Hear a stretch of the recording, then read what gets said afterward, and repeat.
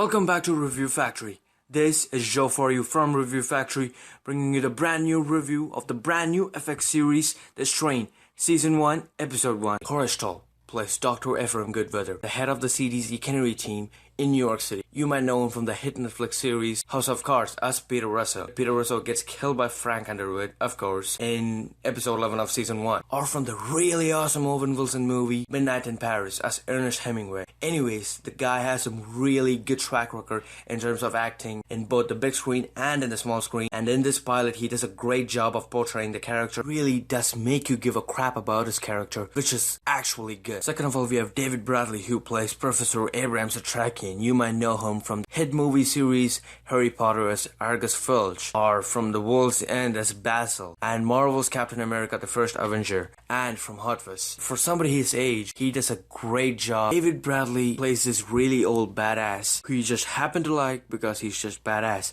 About the character story, he has a great flashback story to be told that I'm really eager to watch because he most probably fought vampires or this virus in World War II. Because he was a Holocaust survivor, he might know a lot of information about this virus and might help out this. I really don't have much to say about Mia Mastro's character. She plays this biochemist whose name is Nora Martins, who works alongside with Dr. Ephraim Goodweather. You might know her from this piece of crap or from the worst Kurt Russell action movie ever. I don't think she has the best track record in terms of acting, but as far as the pilot goes, she does an okay job of portraying the character. So basically, the episode starts off when a plane lands in New York City, JFK International Airport, with all passengers in it mysteriously found dead. Dr. Ephraim, played by Corey Stoll, is sent in with his Kennedy team to investigate this case, and they find out that there are 4 survivors who have mysteriously found a way to survive this attack.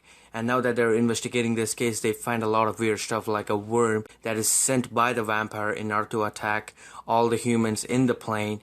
And later on, Professor Abrams Atrakian shows up, who's played by David Bradley, who is claimed to be a Holocaust survivor who has lived through the time when this disease was around, and he knows how to stop it. But the CDC officers refuse to listen to him. I think he's going to be a hunter kind of character like Sam and Dean, hunting down vampires and all the supernatural creatures of his time. And now that he's retired, he's trying to stay away from all the trouble, but the situations just put him back into the trouble that he wants to escape from. So anyways, they don't listen to him, so eventually this virus or the vampire find a way to get out of New York City and spread this disease further. And the bodies that I said before are dead have found a way to get back to life. And now they have killed everyone in the facility, including the doctor who was examining the bodies. Now they're all back alive and they're finding their way back to their homes and families. So I think they're gonna spread the disease further, and Dr. Ephraim Goodweather and Professor Abrams Atrakian are going to find a way to stop this disease from spreading further.